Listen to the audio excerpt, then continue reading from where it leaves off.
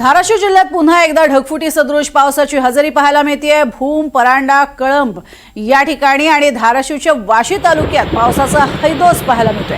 आंबी नदीला आलेल्या पुरामध्ये चक्क वाहनं वाहून आली आहेत। अनेक ठिकाणची वाहतूक ही खोळंबली आहे। अंबिका देवीच्या मंदिरात समोर नदीला पूर आलाय, त्यामुळे फक्त 2 पायऱ्या आता बाकी आहेत मंदिरात पाणी येण्यासाठी।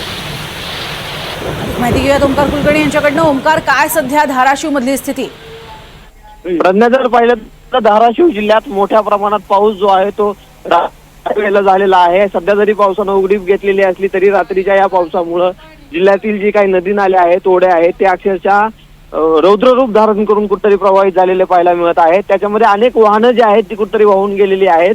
त्याचबरोबर अनेक पुराच्या पाण्यामध्ये नागरिक देखील वाहून गेलेले आहेत।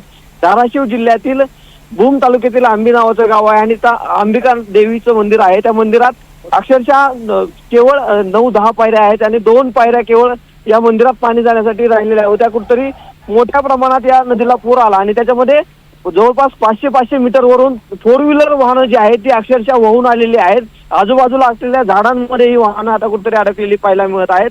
अत्यंत रौद्र रूप असं धाराशिव जिल्ह्यातील भूम आणि परंडा तालुक्यातील नद्यांनी कुठतरी धारण केलेलं पाहायला मिळत आहे। यामध्ये अनेक नागरिक जे आहेत ते अडकल्याची आता भीती जी आहे ती व्यक्त केली जात आहे आणि याच अनुषंगाने आता प्रशासनाने देखील सुरक्षित राहण्याचं आवाहन केलेलं आहे। नक्कीच ओमकार, तुर्तास धन्यवाद या संपूर्ण सविस्तर माहितीसाठी।